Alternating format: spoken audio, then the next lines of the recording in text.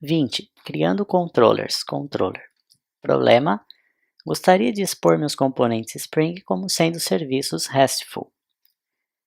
Solução: Spring REST possui a notação controller, que uma vez adicionada a uma classe Java, aceitará um path como parâmetro, tornando esse componente disponível para acesso HTTP para o path adicionado. Com os controllers, também é possível gerenciar os verbos HTTP, GET, POST, PUT e DELETE, para cada método da classe, permitindo criar todos os acessos RESTful da sua API. Então, eu vou fazer um diagrama demonstrando mais ou menos como que funciona o controller. Vamos lá. Tudo vai começar lá do computador do usuário, que vai através da internet enviar uma requisição para um controller, que é onde nós iremos atuar e aprender a criar agora. Tal controller, como visto no tópico de serviços, vai direcionar a requisição para um serviço e aí vai continuar aquele processamento. Nesse momento, então, vamos focar aqui no controller. O Spring ele permite criar de modo bastante simples através do pacote Spring Starter Boot Web uma API RESTful para nós. Quando nós habilitamos esse pacote do Spring Web, ele automaticamente gerará para nós um Tomcat Embedded, ou seja, ele vai subir um Tomcat para nós na porta 8080, de forma automática. Essa configuração ele faz para nós. E aí, nós iremos ter acesso também a algumas anotações, como essa do controller, que vai fazer com que nossa classe seja disponível como um endpoint, uma URL. Então, quando eu criar aqui o meu controller, eu vou falar para ele a URL que eu quero disponibilizar. Então, eu vou escolher o mapeamento que eu desejo. Vamos supor que eu escolha o mapeamento /API /teste. Eu vou informar no meu controller que eu quero essa URL.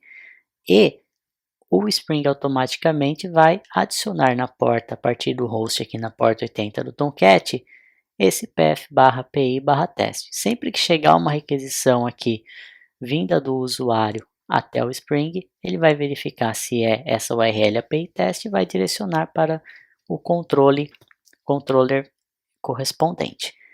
Esse controller também suporta os métodos do HTTP, que os principais são o POST, o PUT, o DELETE e o GET. Então, os principais são esses. E o GET ele serve para uma requisição, e uma API RESTful nós usamos eles para obter todos os elementos de determinado coleção, ou se eu passar um ID, um elemento só. O POST ele é usado para efetuar um cadastro. Se eu quiser fazer uma inserção, um processamento, eu uso o POST. O PUT ele serve como um verbo para atualização e o DELETE para remover. Quando nós estudarmos o Postman no próximo tópico, você verá como fazer requisições utilizando esses verbos, mas o importante é você mapear dentro do controller qual tipo de requisição que aquela determinada URL suporta. No caso, nós podemos ter a mesma URL, por exemplo, API teste, mapeada para um post, um put, um delete, um get. Então, se eu fizer um get no API teste, eu vou estar listando alguma informação. Se eu der um post, eu estou cadastrando. Um put, eu estaria atualizando. E um delete, eu estaria removendo alguma informação desse controle. Então, é importante você ter um conhecimento dos verbos HTTP para saber como que eles trabalham exatamente. Então vamos criar um controller na prática para você ver como que isso é feito. Aqui no STS criei um projeto chamado P20, que tem uma dependência do Spring Boot Starter Web.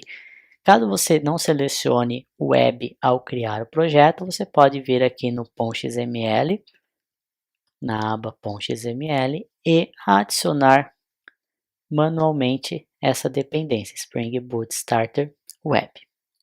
Ela que vai se encarregar de adicionar, incluir um Tomcat na aplicação e tudo mais. Com essa dependência adicionada, vamos criar um controller. Então, eu criei um pacote, né?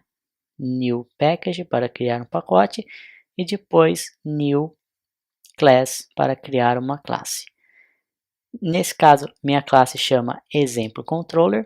Eu sempre gosto de adicionar esse sufixo controller para deixar explícito o que essa classe significa. No caso, significa que é um controller. E adicionaremos um método que vai ser mapeado para fazer tal ação. O que vai fazer essa classe se tornar um endpoint, uma URL válida, é essa notação @REST-controller. Todas ficam dentro do pacote aqui, Web Bind Annotation. Então, o fato de eu marcar esse REST controller uma classe, significa que ela já se tornou um endpoint válido. Porém, eu preciso também informar em qual URL que esse controller vai estar associado. Como que quando chegar a requisição para mim, eu preciso saber da onde que vem essa informação. Por isso que eu uso essa segunda anotação aqui, request map, falando que eu quero que esse controller fique na escuta pela URL /API /exemplo.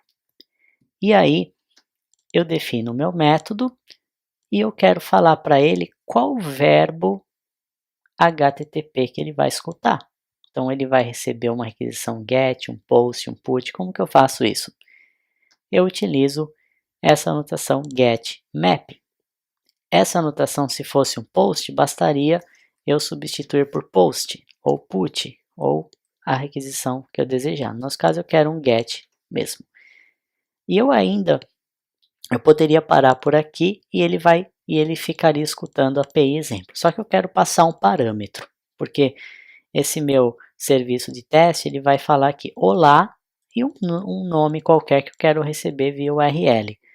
Para isso, eu utilizo esse atributo aqui chamado value, que eu falo barra e o nome do atributo entre chaves, porque esse nome ele vai ser referenciado aqui no parâmetro através do path variable. Então, quando definir esse path variable, passando o nome, e eu defino aqui string nome, o Spring automaticamente vai extrair essa informação que vem na URL e vai adicionar dentro dessa variável para mim, desse atributo.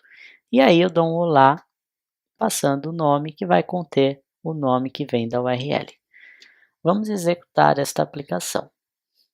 Run as Spring Boot App. Então vamos dar uma olhada no log. Reparem que agora está inicializando um Tomcat, que vai ser inicializado na porta 8080, que é a padrão dele. Ele está olhando por controllers, aí ele fala que ele encontrou, ele fez um mapeamento aqui do API exemplo nome, ele cria alguns mapeamentos padrões para erro. E, por fim, ele fala que ele terminou, concluiu e fez aqui o mapeamento na porta 8080. E tem uma questão importante que agora a aplicação ela não foi finalizada. Reparem que esse botão aqui do stop continua ativo, ou seja, essa aplicação ela está rodando. Enquanto eu manter esse console aqui aberto, o meu Tomcat está em funcionamento. Ao contrário do que nós fazíamos anteriormente, que a aplicação encerrava após a execução de algum atributo. Aí eu vou acessar aqui um navegador e vou acessar essa URL, localhost 2.8080, que é onde está o meu Tomcat, /API /exemplo. Eu vou passar aqui um nome, por exemplo, Márcio Casale. Quando eu dou um Enter, ele exibe olá, Márcio Casale. Então ele pega essa instrução aqui da URL, faz aquela conversão do path variable e automaticamente retorna para a gente o valor aqui na tela. Com isso, você criou seu primeiro controller usando o Spring Boot. Bastante simples. Obrigado por assistir ao nosso vídeo, compartilhe com todos os seus amigos, se inscreva no nosso canal, clica no sininho e abraço!